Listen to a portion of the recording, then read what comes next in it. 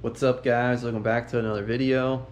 I ended up getting all the differential parts for the sidekick build. I did some of the video on my GoPro, and same thing happened, so I got tired of that thing. I went and bought a new one, and I'm using that now. But anyways, I got all the differential parts, gears, locker, and all that good stuff. But anyways, I ended up going with 571s in the diffs. I wanted to go as low as I can, so then it goes as slow as it can. And then I also went with a Yukon Grizzly locker for the front, and then I just did a spool in the rear. And when I was doing the rear one, I was setting the pinion depth, and I was pressing off the bearing, and my clamp slipped, and it pretty much blew out the bearing. So I had to wait another week because I had to order that bearing. So I waited a week to get that bearing, which I'll show you what happened to the bearing. So as you can see here, blew it out because the clamp, I guess I didn't have it tight enough, and it slid. And as you can see where it slid and hit, pretty much blew it out. So I was kind of pissed I did that because I had to wait an extra week to be able to get the third member together. So that kind of sucked, but I ended up getting that this past Friday, which today's Sunday. Yesterday I worked on it all day, which I should have been working on parts, but this thing's got to get out of my garage because I had a guy order a fully welded front samurai bumper. So I need to get this thing out of my garage, and then I need to get that tin top, the white tin top, back in here and mock up a bumper off of it. So that's kind of why I've been working pretty hard on this thing. So anyways, I did get it into a roller. Yesterday I got the whole front axle together. I got the front differential together.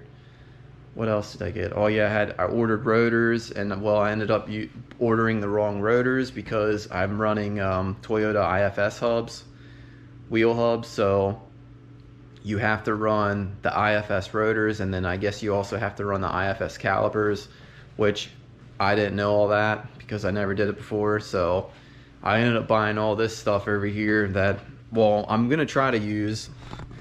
So like, here's the new calipers I bought these, and then I bought these rotors. My plan was to use this stuff for the front, but I'm gonna probably end up using this for the rear because, well, over here I bought all this stuff for the rear, like new drums, new spring kit, and then pads, and then I also ordered wheel cylinders, which I didn't get them yet. But well, the other problem I was having for the rear is while I'm going disc is because over here, yeah, my garage is a wreck.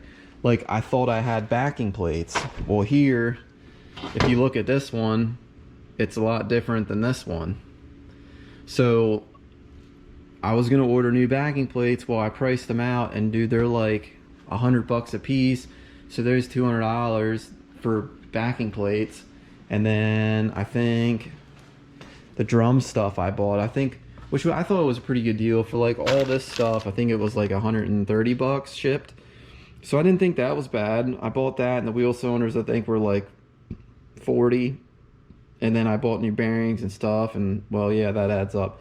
But instead of buying them, I was like, screw it, dude, I have these. I'm pretty sure these will work for a rear disc conversion kit on the back of the sidekick. So last night I ordered a Trail Toughs rear disc swap kit. It says that you have to use like 79 to 83 or something brake rotors, and then the calipers I think are from 79 to 85 or something like that. I forget exactly, but I'm hoping these work because these rotors, they will work on a regular front end on an 85 or 79 front end. So I'm really hoping this stuff is compatible with that for the rear swap kit. So I don't know, I'm just gonna try. If not, I'll have to buy another set of calipers and rotors, and then I'll just have these on the shelf or try to sell them or something. So yeah, just pretty much spending money on stuff that I don't need. But man, like, I had a different idea to do all these videos. It just didn't work out that way. I just don't have time. Like, my plan was to get it into, like, get all the axles together and all that stuff, and then show you a video of me putting axles together, And then the next video I was going to show you like the tires and wheel setup I went with, which it's just not going to happen. I'm just going to show you it all right now. So I hope you guys are ready for this thing. I did get the timing belt, pulley, crank, keyway, whatever you want to call that. I did get that back on yesterday too. I actually ordered a new one, and then pretty much just JB welded the key in the keyway, and then I actually JB welded the crank pull. I guess it's not a crank pulley, it's a timing belt crank pulley. I actually JB welded all that on because it was kind of wobbly on the crankshaft. I actually started it up and it runs good. Like if you give it throttle, it takes throttle like it's supposed to. So definitely that was my problem. So hopefully it can last for, I don't know, a few wheeling trips. I do have a wheeling trip planned Black Friday, so that's kind of why I'm trying to get this thing done. But the rear axles that are in it now, they're just axles I had with drums and all that stuff on. They're all rusted out, so I'm not going to use them. I already have other axle shafts I'm going to use for the disc brake swap kit. I mean, dude, I'm talking too much. I'm just going to show it to you. So I hope you guys like it. It's not sitting where it's going to be sitting. I need to order front springs, a stiffer spring rate. The rear, which I'll show you, and I'm going to have to do some modifying. But anyways, here she is.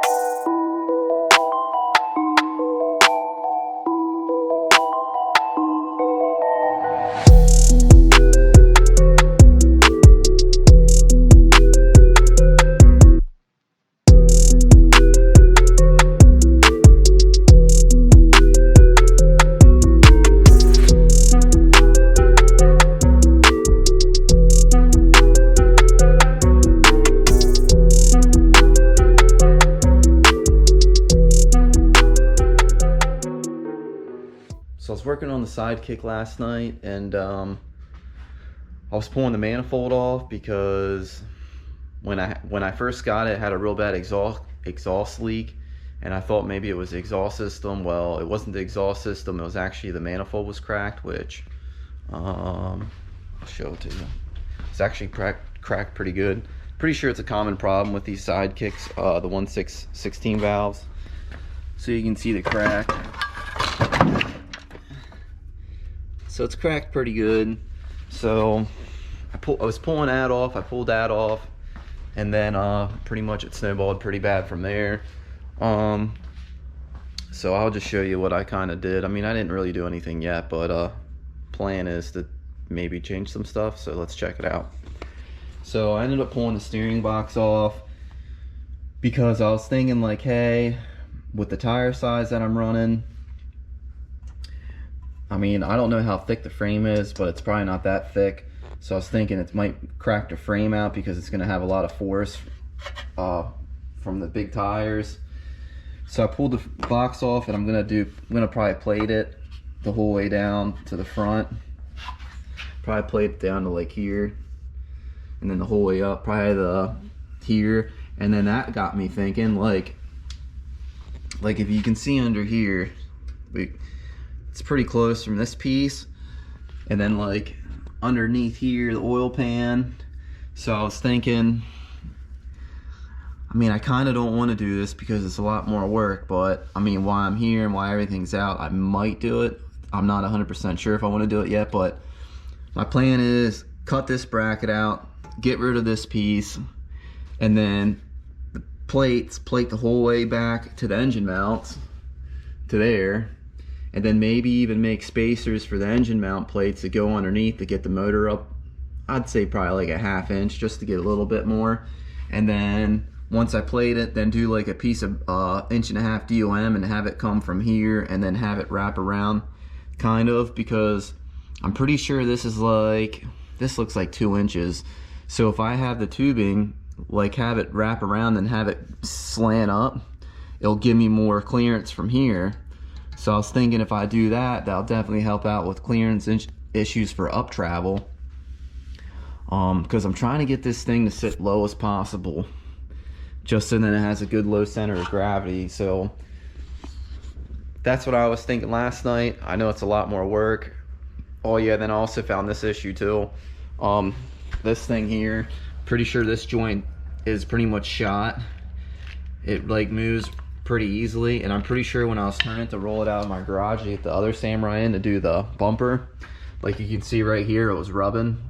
Like when you turn it, let kick over. So I'm gonna have to redo a steering shaft, because like I definitely don't want something dumb to go wrong with it when I take it up to go wheeling with it for its first run. So I'm trying to cover all my bases.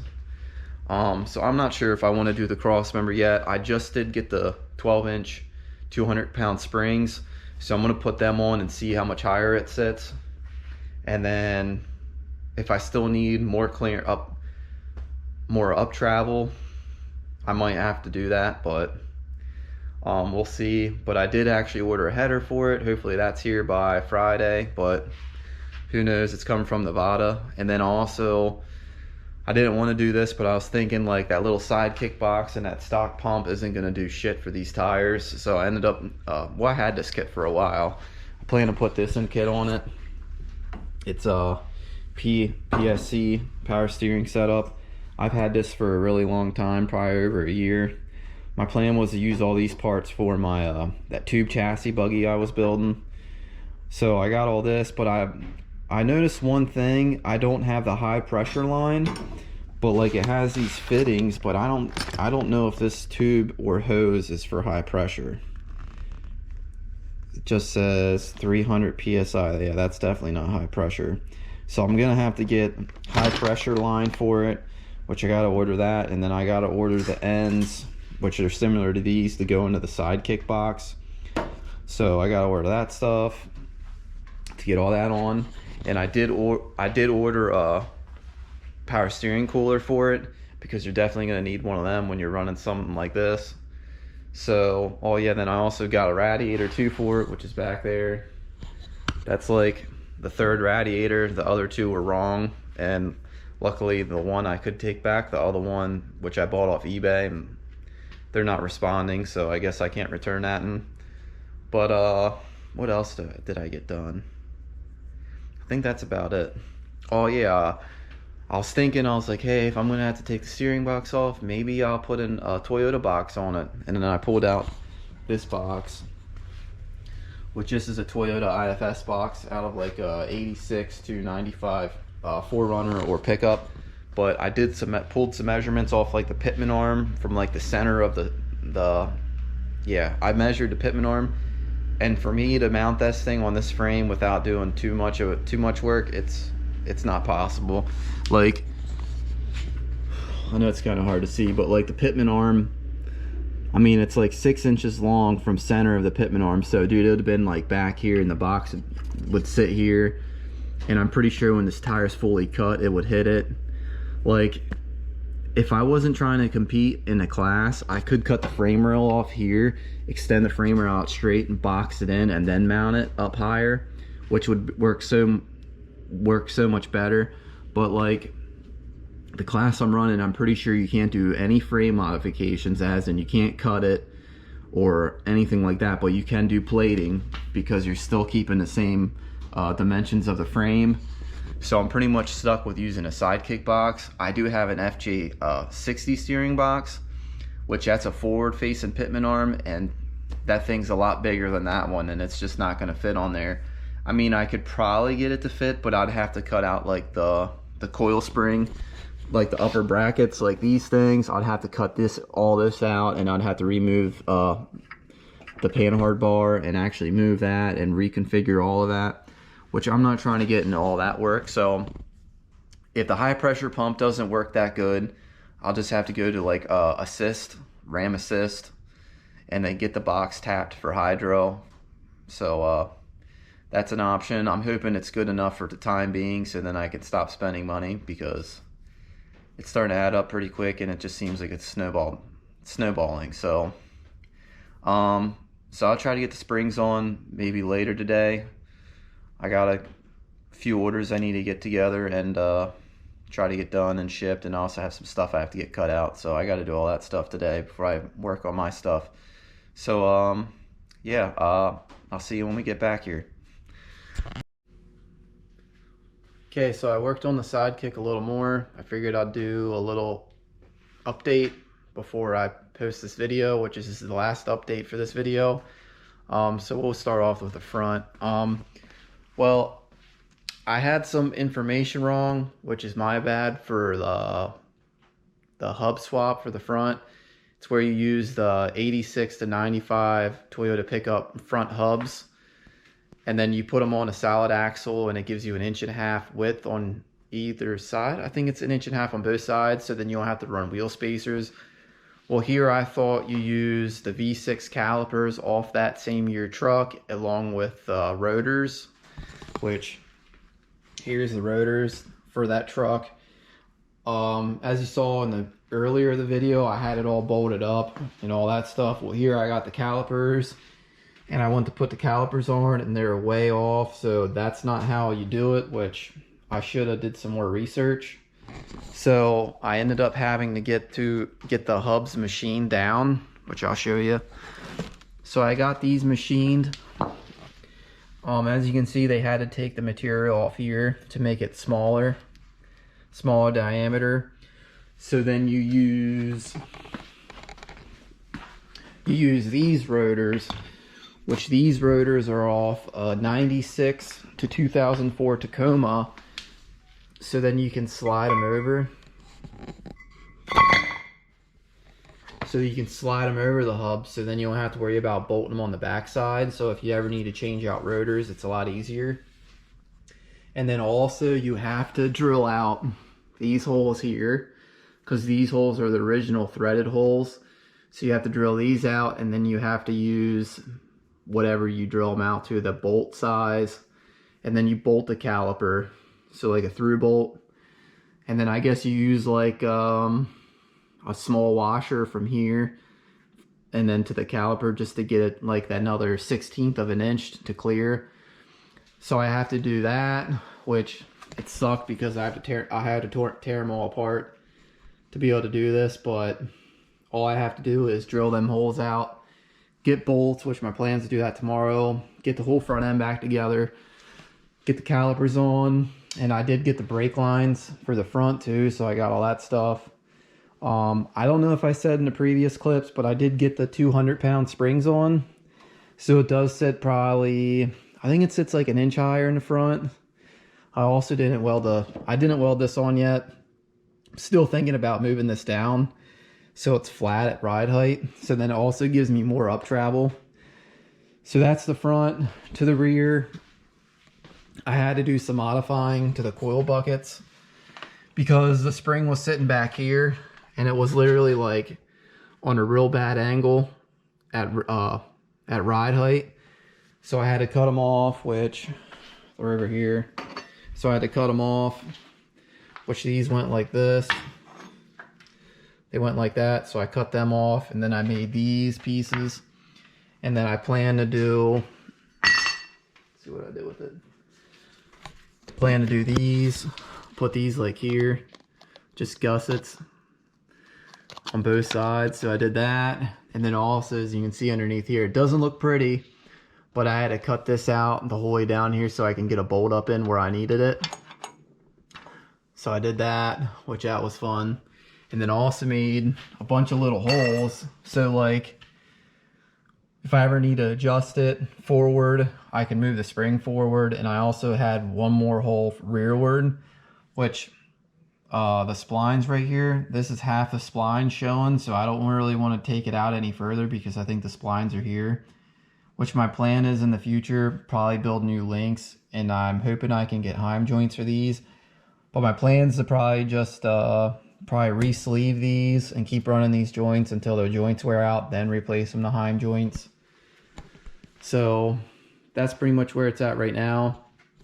I also, if you can see, the tank's real close, which I told you in the previous video, I think of the teardown video, the whole tank mount's all rotted out. I wasn't planning on messing with that yet, but I think I'm just gonna have to cut the tubing out, get rid of this tubing, get rid of this shock mount, and then same thing with the back. Get rid of this tubing, and my plan is to try to move the tank backward as far as I can and up. Which, if you can look through here, I mean, I have some room to push it up. I think I could probably get another inch out of it. So that's what my plan is. Shove the tank back like an inch, maybe 2 inches if I can. 2 inches rearward, an inch upward. And then also build a skid plate for it, which I'll probably have to build one now since it's going to be custom mounted.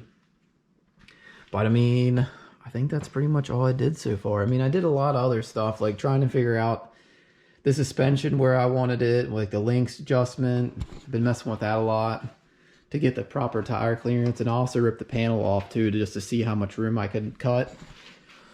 Which my plan was to move the links in and then like cut here, but my plan's not to cut this. I don't want to cut here. My plan's to cut back here. Try to like cut it here because I don't want to mess with any of this area up here. So that's my plan. So I mean, I think that's all I got so far.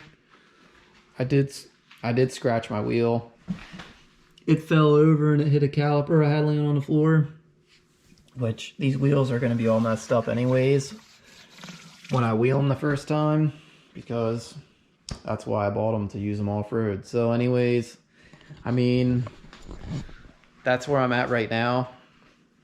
So I guess I'm going to end the video there, because I don't know how many video clips I have and all that stuff, and I figured I'll just get this video out there, so then it's out there, and then yeah. So anyways, if you like this video, definitely like it. If you want to see more of my videos and this thing completed, definitely hit the subscribe button. And as always, thanks for watching.